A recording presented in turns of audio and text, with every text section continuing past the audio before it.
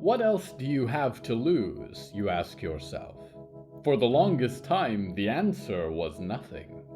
You had long lost your autonomy and your flesh and your body, your mother, your home, your friends. You have lost the shell you were given, and each of your splintered bones, and your hollow father. There is so little left of you that surely there is no more cause for worry. If that final silver thread were to snap, how easily you would drift into the sky. And yet, you have also gained silver fingers that can hold a stitched hand in yours, friends who would notice if you were gone, one who might even miss you. Is it foolish now to hope that you will ever be able to keep them, to stop them from slipping like everything else? The forest is a black ocean around the little island of light that is your camp, and you hope its boughs will not rise to drown them, that it will lie still and silent, do nothing more than bid you hello from the Hallowoods.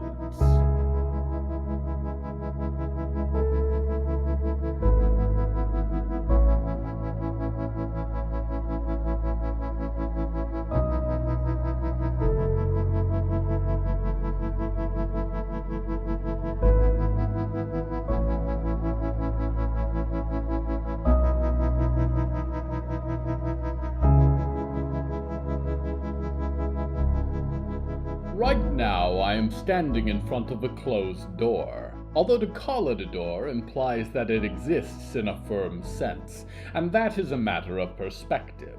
The hall beyond it has many doors, not all of them so apparent, and the tokens that mark their entrance shift with each pair of eyes, are altered with each imagination. That is the problem with these indescribable places. You each find your own way to interpret them. On one side of the door is one who knocks, although she is not sure she wishes for the other side to answer. The theme of tonight's episode is Apprehensions.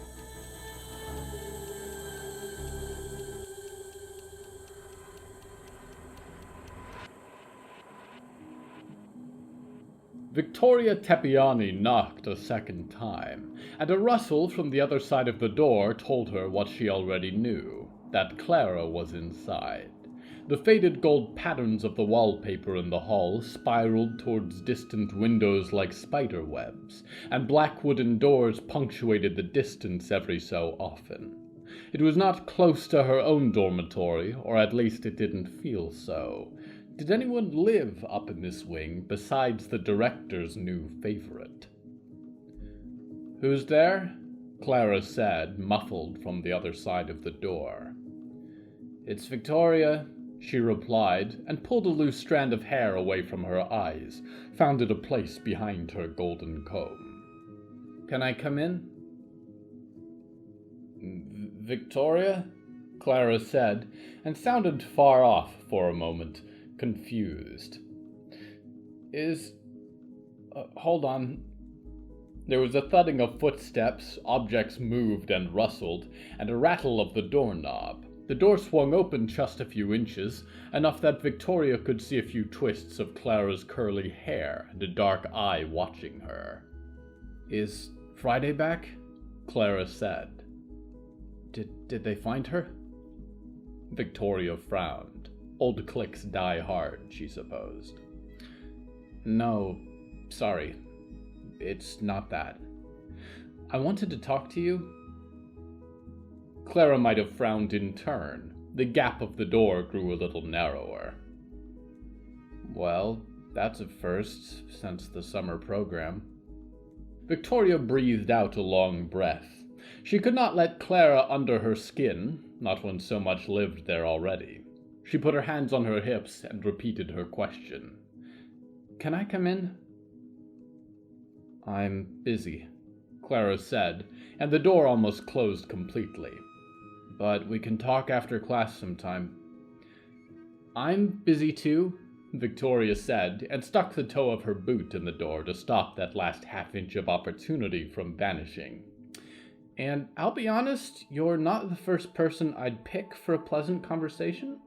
So if I'm coming to talk to you, don't brush me off." Clara squinted at her from the sliver of the room beyond, and after a moment sighed, opened the door off of Victoria's toe, and let her in. "Sure, if it's quick. Sorry about the mess. I've been a little preoccupied." "I've noticed," Victoria said, and although the room beyond was dark, she could make it out well. The floor vanished a few feet beyond the door, buried beneath a sea of scattered papers and half-finished notes. The grotesque patterns of the wallpaper were almost invisible, so plastered were they with illustrations. Faces in various distortions, with more eyes, more mouths, more teeth in needlepoint rows. More grotesque than Olivier's sketches, more precise.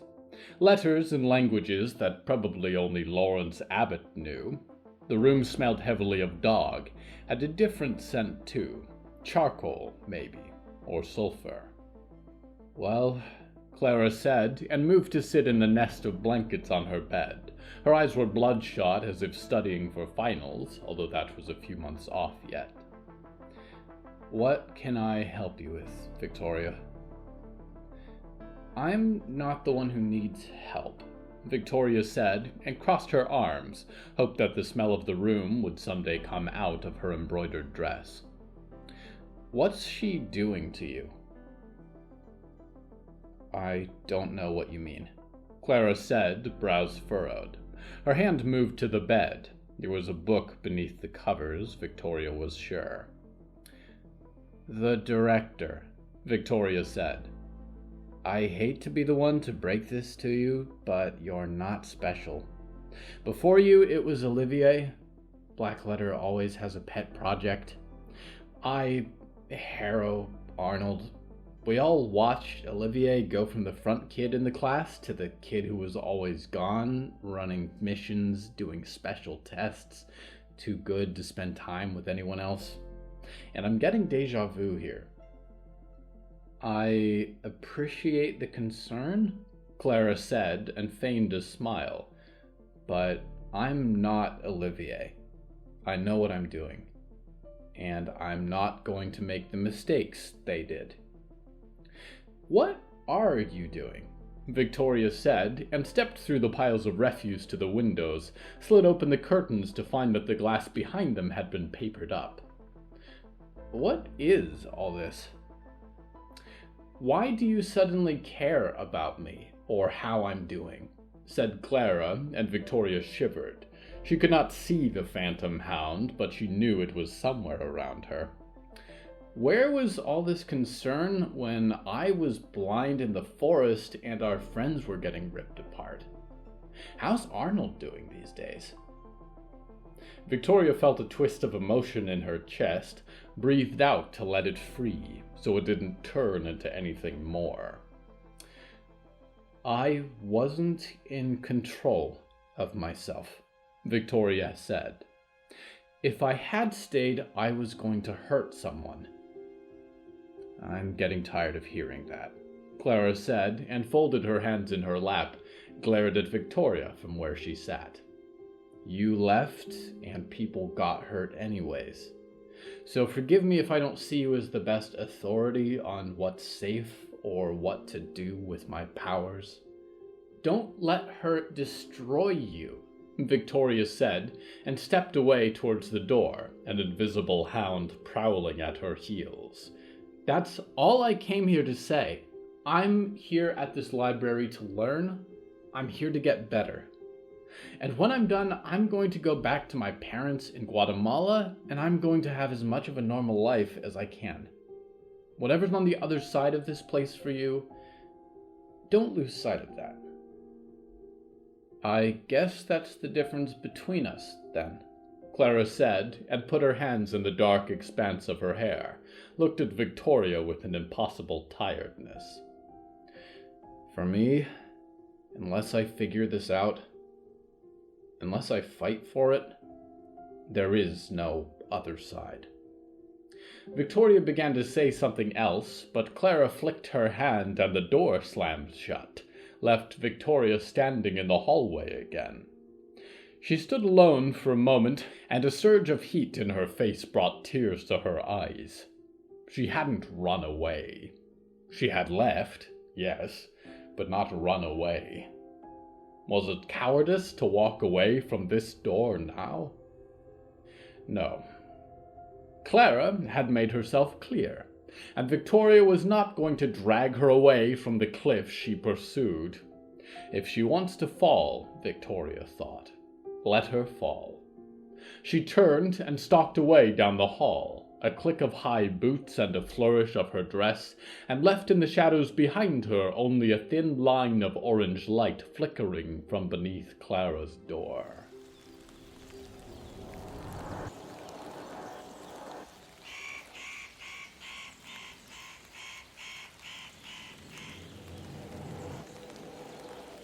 More than weather, more than resource, more than the many miles or the unknown territory was the fear of each other.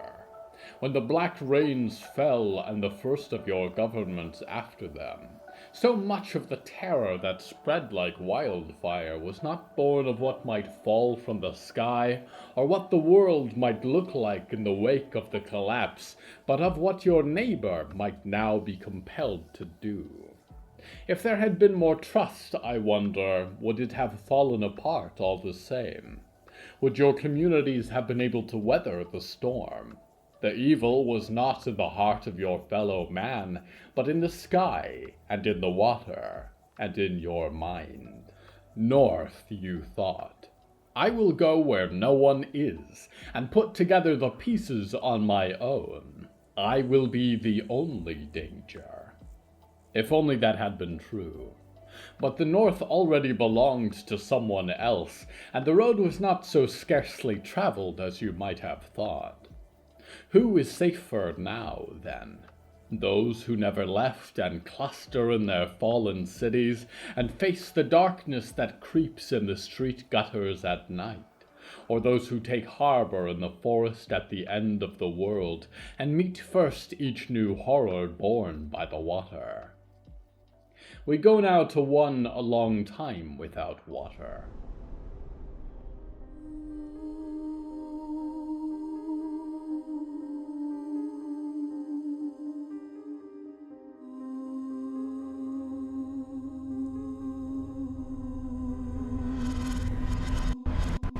Percy sat in his silver shell, which itself sat in the firelight of their expedition's first campsite. The air was silent, a cold chill that hung over the forest and crept in with the moonlit darkness. They were still far south enough that a fire was permissible in Cindy's eyes, but she promised a colder night the following evening, when Hector and Riot agreed they would enter Nightgaunt territory, and a trail of smoke could well be the end of them. Right now, though, with big Mikey's hulking mass occupying one side of the fire, and Mort's shiny shells sitting on the other, Percy felt there was little that could trouble them tonight. He sat in Diggory's arms in the roots of a birch tree just within sight of the fire.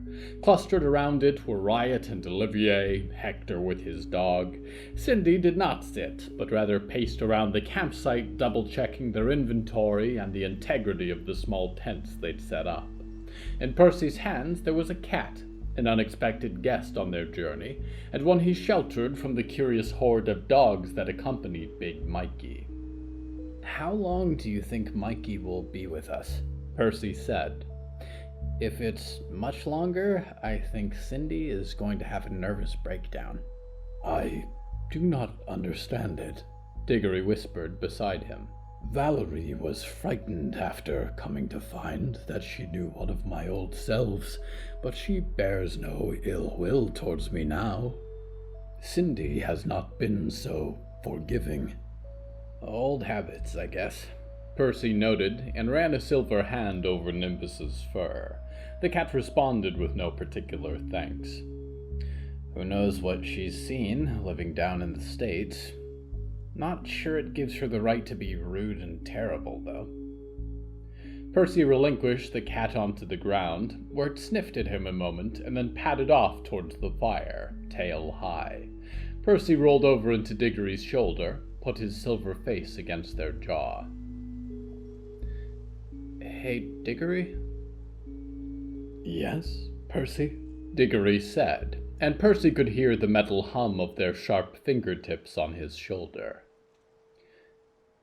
Do you love me? Percy said. Of course I do, Diggory said, almost too quickly. I love you very much, Percy. If you didn't, would you say that just to make me happy? Percy mused. Diggory was silent for a moment, although because they were thinking of a response or because it was true, Percy did not know. You are the most important person in my life, Diggory said. When you are gone, I feel your absence as though it is a terrible burden. But do you love me? Percy said. I think I do, Diggory said, and removed their hand from Percy's back. But also...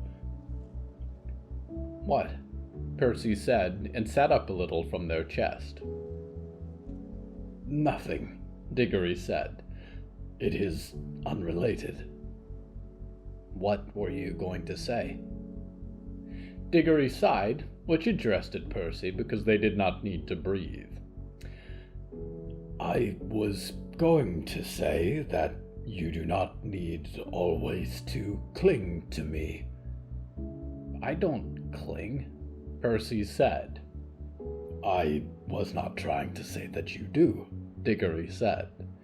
That's exactly what you said. It is not what I meant, Diggory continued. Only that you took this body, this metal construction, from Mr. Botulus so that you could be present with the others, so that they would know that you are here all of the time. And yet you rarely speak to them. You do not spend time with them.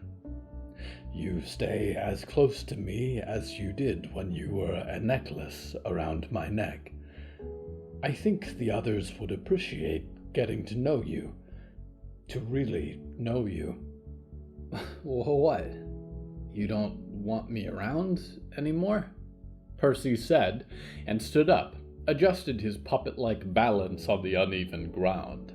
Riot and Olivier did not look up. They were sufficiently distracted with each other by the fire. I got this body for you, because I wanted to be able to hug you, to live in the same world. I am sorry, Diggory said, and raised their dagger fingertips. I did not mean to offend you. I was simply curious. Has it occurred to you that maybe I need you right now? Percy said, and felt bright indeed beneath the shell. Because I just lost my mom and dad, and I made a deal with the worst man on earth, and we're going out to... Made a deal? Diggory said, and tilted their head. Their pale eyes shone with the firelight. I thought you said he took pity on you. Percy shook his head, took a step back. Listen, if you want space, you can just tell me. How much space do you want? This much? This much? 2 steps, 3 steps back, and Diggory looked around helplessly. There were faces watching Percy from beside the fire now. I am not asking for space, Diggory said quietly. But maybe sometimes it is good. Percy collapsed then, or allowed his shell to fall limp to the ground at least. It was just a silver doll, sculpted vaguely in his image, lying on the forest floor. He lifted through the haze of black branches up into the moonlight. You want space, he thought. You can have it.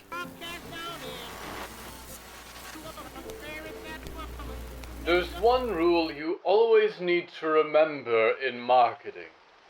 It's that people are afraid of what is new. That's no surprise. It's been baked into all mankind since day one of the human race, and womankind and all the others. For marketing, it's vital because almost everything you do is about introducing people to the new. New products, new product lines, new ideas, new philosophy. And so you've got two options. One moment, there we are. You can be direct about it and make a pitch. You can say, here's what I am and this is what I'm selling. Here's what's good about it. Here's why it stands out in the market. Here are the benefits it offers. And the sales pitch is fast. It's direct. You can get people in a single ad if they believe your message. There may be no better tool in your toolbox than the art of the pitch, because even if you've got something terrible to sell, you might very well be able to pawn it off and smile until you get out of the door. I'm going over to rock here. But that wasn't going to work for us, for the Botulus Corporation. I saw that right away. It wasn't that we didn't have great things to offer, the chance to escape the drudgery of day-to-day life, to live on the edge of a brand new technological future, to sleep soundly through the oncoming storms, but there was too much fear to fight. What if it breaks? What if it doesn't work? What if I'm giving up my whole life to get scammed? What will it mean to live in a world where my thoughts are public, where my dreams are shared, where the people I hate in this country are one and the same with me? The other way you get around fear is the long game. That isn't played by a sales pitch. You lay groundwork, years of it. You set yourself up as someone to be trusted. You offer content and entertainment for free, and you show them that what you stand for is their world. And then what is new and terrifying, when it is being shown to them for the first time, it is in your hands, from someone they know by now. Surely you would not lie to them, but really you've been lying the whole time. It was always about the sell. Marketing always is.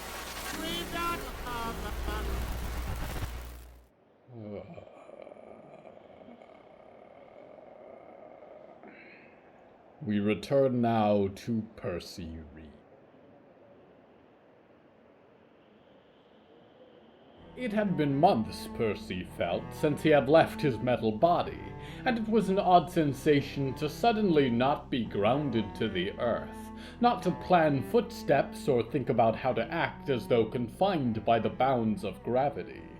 He tried to dim himself into invisibility, although he wanted to lash out. Not at Diggory, necessarily. At a stone, at a tree. At anything that would let some of the electricity out of his hands and into the world. As it was, he flew through the woods until he drew close to the end of his thread. A single delicate wire, not at all the manacles that had once bound him again and again to that weighty piano.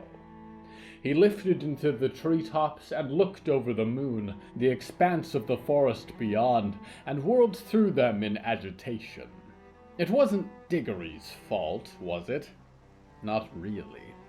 They hadn't done anything out of the ordinary, but they happened to be around. The fault was in Percy, and what lay inside that empty silver shell. Why am I so unhappy, he wondered. Why can't I just enjoy the journey?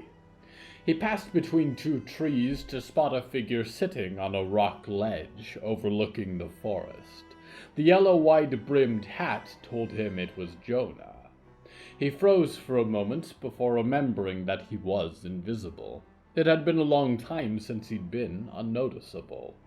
He drifted down towards the solitary man, almost at the end of the length of his spectral wire. Jonah sat with his legs crossed, hands folded in his lap. He seemed to breathe in time with the flow of the wind through the distant trees. Wisps of his beard lifted by the cold breeze, and he stared out over the forest. Percy hovered alongside him, tried to make out what he was looking at. "There," Jonah said suddenly, and Percy almost jumped. Jonah lifted a hand to the horizon. "There they are. I was wondering if they'd show up." "Are you talking to yourself, old man?" Percy wondered. But sure enough, beyond the ring of trees that encircled the world, there was a low ridge of mountain peaks, purple as the night sky, drifting slowly like ducks on a lake. "The Shuddering Peaks," Percy said. "I guess so," Jonah said. "Never been up there yet. Walt used to mention them, though. I feel like I understand them a little better now." "You can see me?" Percy said, and had to double-check that he was not wearing his silver body after all. Jonah's eyes glinted, a green reflection from no apparent source. "Not exactly," Jonah said. "But I could feel the presence, anyways. I'm learning to be a little more in tune with that stuff. Is everything all right?" "Just out for a nightly stroll," Percy grunted.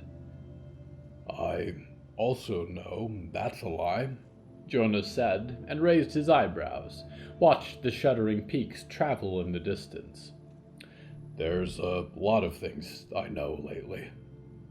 Don't worry, you don't have to explain." "What is your deal, exactly?" Percy said, and crossed his intangible arms, drew a little closer to the bearded fisherman. "I know you rescued your mom from my dad's basement. We were trying to help her escape, Al and I, but she couldn't do it. And then you crawled out of a cabinet. And apparently, while we were gone, you destroyed the scout post and rebuilt it." "Frankly, I'm still getting a grasp on things myself," Jonah said, and rubbed his head, took off his hat and held it in his hands. "I fell into a cabinet once, and I think I was dead when I came back out of it. I've been dead a lot of times now. There's something on the other side, something I haven't met. But he built that place. The cabinets, all of it. He's the reason I can't die. He's the reason this forest is the way it is. And maybe it's by total accident, or maybe it was all part of a plan, but I have jurisdiction. I can see the truth of things, and when I speak, they listen." He gestured out past the rock ledge, and Percy peeked over the precipice. 20 feet beneath them, the forest floor was a host of little green eyes.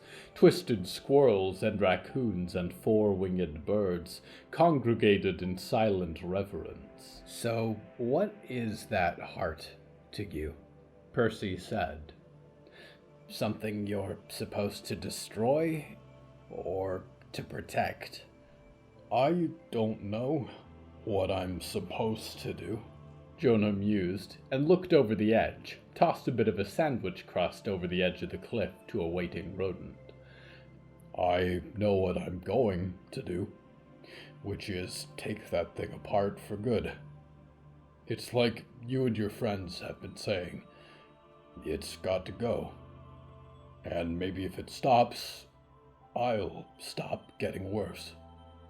"You seem very calm about it," Percy said. "But I guess if you can't die, you're like me.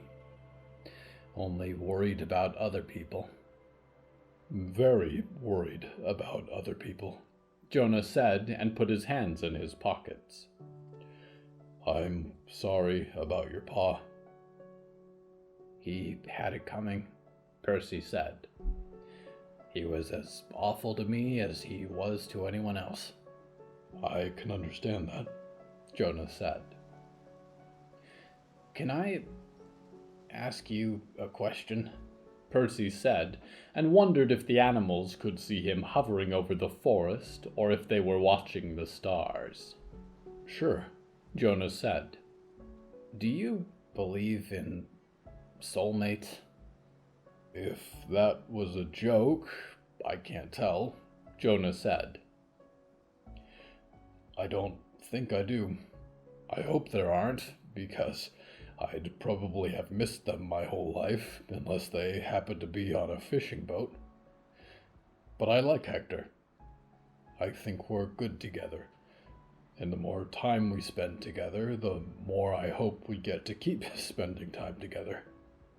So, I think it's about who is there for you. You get to choose that. Does that help at all?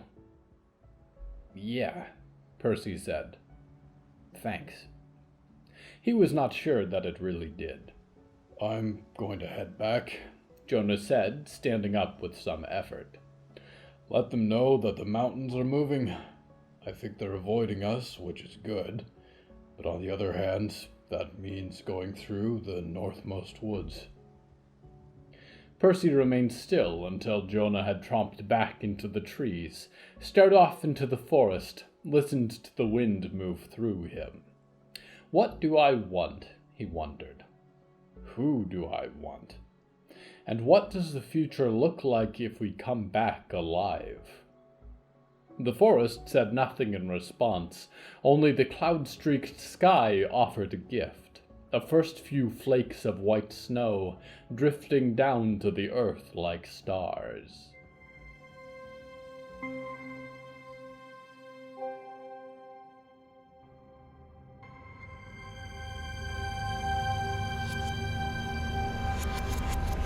Great are those that sleep in the stars, that make their beds in the void and nestle between universal expanses. Mighty and vast is the life indescribable, manifested and varied our impossible powers, glorious in our stellar arrays. And yet we are not devoid of fears. I have my fair share, and I feel some of my fellow beings harbor all the more. But you ask, what could a veritable god be afraid of?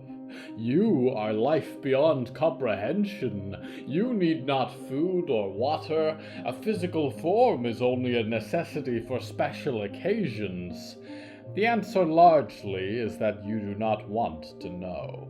The things that trouble us on a daily basis might be incomprehensible for you, given that we dwell on different planes of life, different matters of scale. Try to explain to an ant a missing paycheck or a bad credit score or an insurance deductible. But certain things you could explain to even an ant. That some indescribable beings hoard power because they are afraid they will need it. That some guard suns because they fear what can a sun extinguish. And some preserve the order of things because they have seen the darkness that dwells beyond the order, and hope the light will keep it at bay. We go now to one who distrusts the light.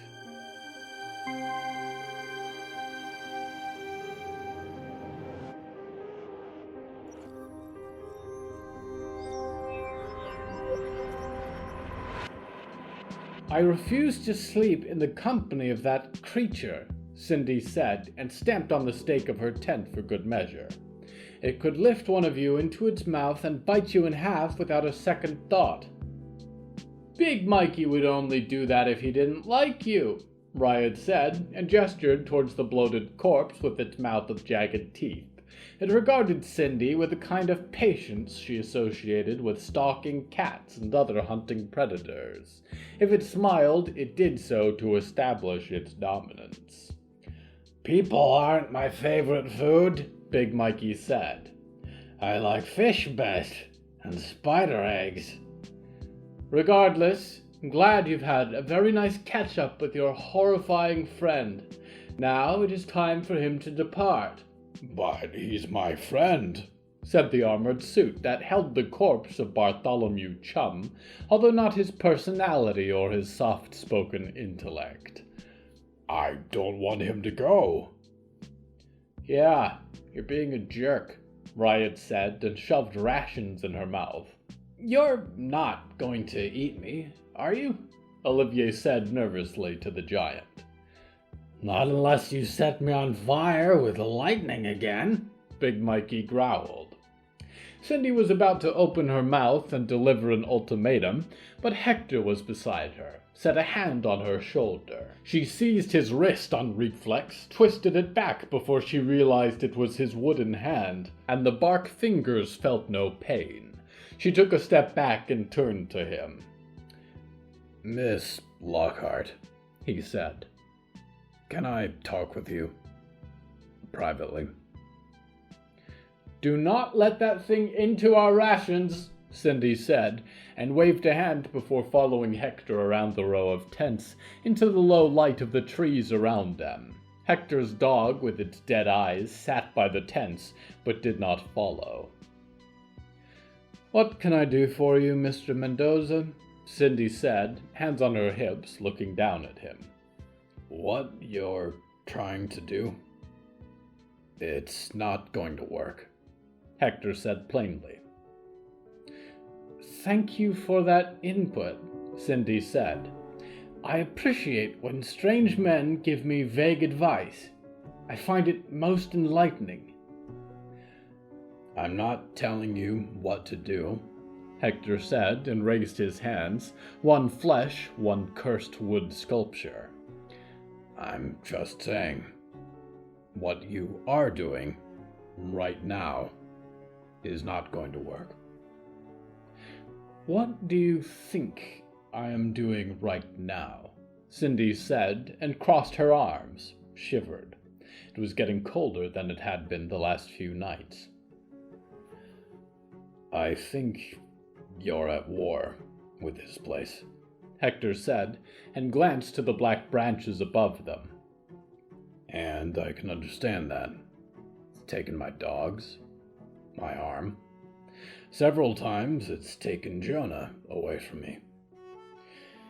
But it isn't evil. It's like an animal. And animals have rules, boundaries. They decide on their territory and they stay there. They protect their young. They protect themselves. And if you learn how they work, you can stay out of their way." "With respect, Mr. Mendoza, I have heard more than my fair share of forest-loving speeches from your scout post leaders," Cindy said. "And every time they talk about how in love with nature they are, I'm reminded of all the friends I've had to put in the ground as a result of this year's surprising wildlife." "Before I met Jonah, most of my job was scraping up the dead," Hector said, and inspected his hands. "Trust me, I got familiar with the kind of things that wake up and want to use your bones for toothpicks. But I've also come to find they can help, sometimes. Diggory's not going to hurt anyone unless you ask them to.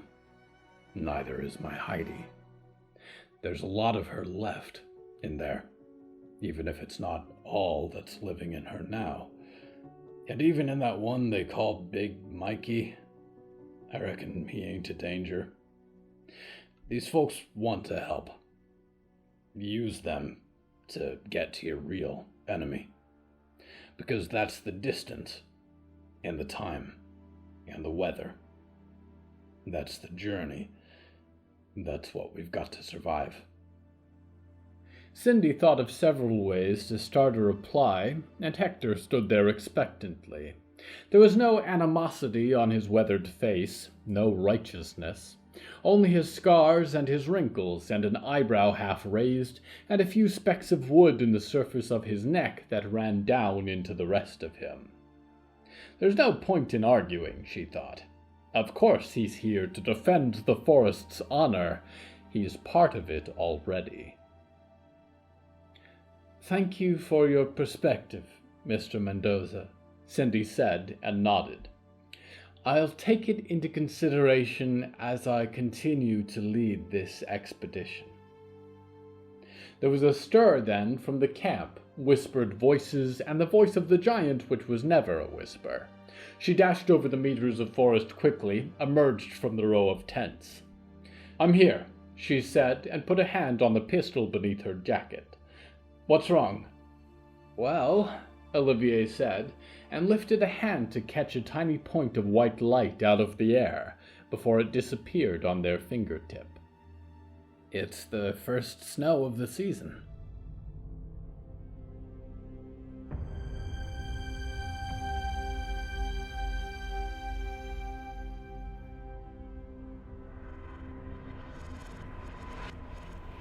Apprehensions.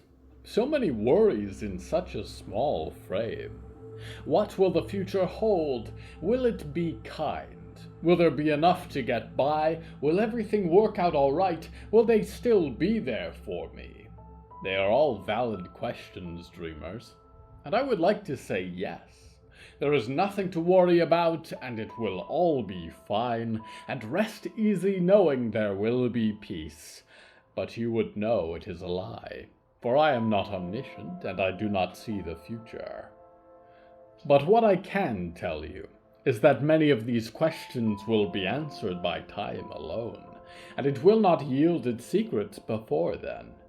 What to do, then, while awkwardly we wait for the future to make up its mind about what will become the present?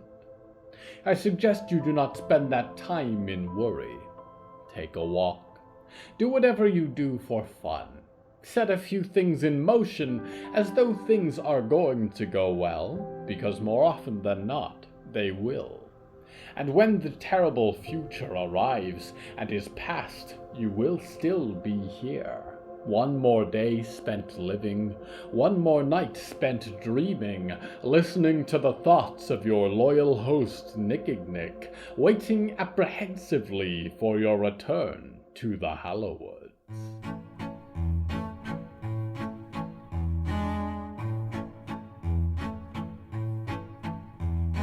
Hello from the Hallowoods is written and produced by William A. Wellman. Hello, that's me. If you enjoyed this show, please don't forget to follow it and share it with a friend. The bonus story that goes with this episode is called New Hands, and is available on the show's Patreon at patreon.com/Hallowoods. Because we operate without ads or sponsors, our supporters are all that keeps this show going. Plus, supporters get weekly bonus stories, behind-the-scenes content, exclusive merch, and even more. Merchandise and episode transcripts are available at hellofromthehallowoods.com. You can even find us on social media at the Hallowoods. Music is used under license from Artlist.com. Our opening theme is Forest Overture by Yehezkel Raz, and the closing theme is Farewell by Belsitzman and Matan Ephrat. Until next time, dreamers, look twice before crossing the street. Look 4 times. Look 8. Look behind you and beneath you and overhead. The creeping Pendergast could strike at any moment, and you can never be too careful in avoiding its silent claws and mandibles.